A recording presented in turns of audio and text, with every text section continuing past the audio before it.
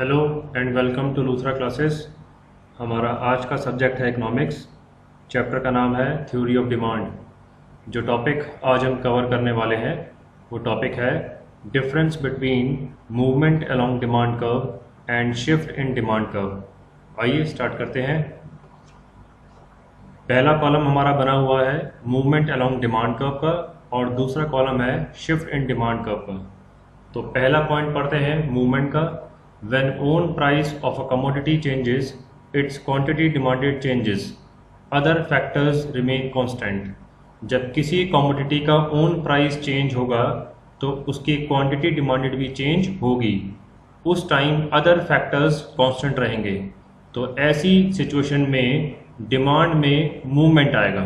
इसी को movement along demand curve बोलते हैं। फर्स्ट पॉइंट पढ़ते हैं शिफ्ट का। When other factor changes, demand changes. जब डिमांड चेंज होगी अदर फैक्टर के चेंज होने पर ओन प्राइस रिमेन कांस्टेंट और कमोडिटी का अपना प्राइस कांस्टेंट रहेगा। तो इस सिचुएशन को शिफ्ट इन डिमांड कर्व बोलेंगे। इसी चीज़ को हमने टेबल की फॉर्म में प्रेजेंट किया है सेकंड पॉइंट में।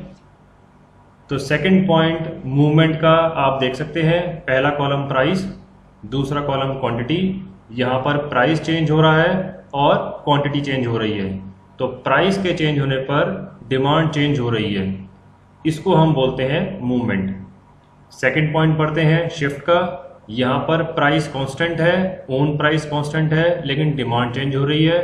तो ये सिचुएशन शो कर रहा है शिफ्ट इन डिमांड कर्व। इसी पॉइंट को, इसी टेबल को हमने डायग्राम में एक्सप्लेन करने की कोशिश की है, जो कि हमारा थर्ड पॉइंट है। तो थर्ड पॉइंट हम देखते हैं मूवमेंट अलोंग डिमांड कर्व का। यहाँ पर वाई एक्सिस पे हम प्राइस की वैल्यूज पुट करेंगे और एक्स एक्सिस पे क्वांटिटी की वैल्यूज पुट करेंगे। जब दोनों की वैल्यूज पुट करेंगे तो जब पॉइंट्स प्लॉट होगा तो कॉम्बिनेशंस बनने के बाद हमारे पास डिमांड कर्व कुछ इस तरीके से बन के आएगा, डाउनवर्ड स्लोपिंग, जिसको हम नेगेटिव स्लोप बोलते हैं। और इसमें हमने दो एरोज शो किए हैं, एक एरो डाउनवर्ड और एक एरो अपवर्ड, जो कि मूवमेंट शो कर रहा है। थर्ड पॉइंट आते हैं शिफ्ट पे। ऐसे ही वाई एक्सिस पे हम प्राइस की वैल्यूज पुट करेंगे और एक्स एक्सिस पे क्वांटिटी, और दोनों की वैल्यूज के कॉम्बिनेशन के हिसाब से हमें दो डिमांड कर्व मिलेंगे, एक डी मिलेगा और एक D1 मिलेगा। इन दोनों डिमांड कर्व्स के बीच में हमने दो एरो शो किए हैं, एक एरो राइटवर्ड जाता हुआ और एक एरो लेफ्टवर्ड आता हुआ। ये दोनों ही एरोज शिफ्ट शो कर रहे हैं। आइए अब हम नेक्स्ट पॉइंट पढ़ते हैं, टाइप्स ऑफ मूवमेंट। तो पहली कैटेगरी है मूवमेंट की एक्सटेंशन, जो कि डाउनवर्ड मूवमेंट दिखाएगा, और दूसरी कैटेगरी है कॉन्ट्रैक्शन, जो कि अपवर्ड मूवमेंट दिखाएगा। इसको हम डायग्राम में एक बार और देख लेते हैं। ये जो डाउनवर्ड एरो है ये एक्सटेंशन दिखाएगा, डाउनवर्ड मूवमेंट, और जो ये अपवर्ड एरो है ये कॉन्ट्रैक्शन ऑफ डिमांड दिखाएगा।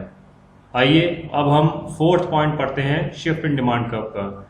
इसमें दो टाइप्स के शिफ्ट आते हैं, एक इंक्रीज जो कि राइटवर्ड शिफ्ट दिखाएगा और दूसरा डिक्रीज जो कि लेफ्टवर्ड शिफ्ट दिखाएगा। इसको हम ऊपर डायग्राम में देखते हैं। ये जो हमारा राइटवर्ड एरो है इसका मतलब है कि डिमांड इंक्रीज हो रही है, और जो ये हमारा लेफ्टवर्ड एरो है इसका मतलब डिमांड डिक्रीज हो रही है। अब हम आते हैं फिफ्थ पॉइंट पे, मूवमेंट अलोंग डिमांड कर्व के। It causes due to change in own price. जो डिमांड कर्व में मूवमेंट आएगा वो उसके ओन प्राइस की वजह से आएगा। फिफ्थ पॉइंट पढ़ते हैं शिफ्ट इन डिमांड कर्व का। It causes due to change in other factors. जो डिमांड कर्व में शिफ्ट आएगा वो अदर फैक्टर्स की वजह से आएगा। सिक्स्थ पॉइंट पढ़ते हैं मूवमेंट अलोंग डिमांड कर्व का। It is also called change in quantity demanded. ये मूवमेंट अलोंग डिमांड कर्व का सिनोनिम है, दूसरा नाम है। ऐसे ही सिक्स्थ पॉइंट पढ़ते हैं शिफ्ट इन डिमांड कर्व का। It is also called change in demand. तो शिफ्ट इन डिमांड को चेंज इन डिमांड भी बोलते हैं। लास्ट पॉइंट पढ़ते हैं seventh point, movement along demand curve का। In this case law of demand operates. तो मूवमेंट अलोंग डिमांड कर्व में लॉ ऑफ डिमांड ऑपरेट होता है। 7th पॉइंट पढ़ते हैं शिफ्ट इन डिमांड कर्व का। In this case law of demand does not operate, लेकिन shift in demand curve में law of demand operate नहीं होता। इसी के साथ आज का टॉपिक यहीं खत्म होता है। एक नए टॉपिक के साथ आपके सामने फिर हाजिर होऊंगा। Thank you very much.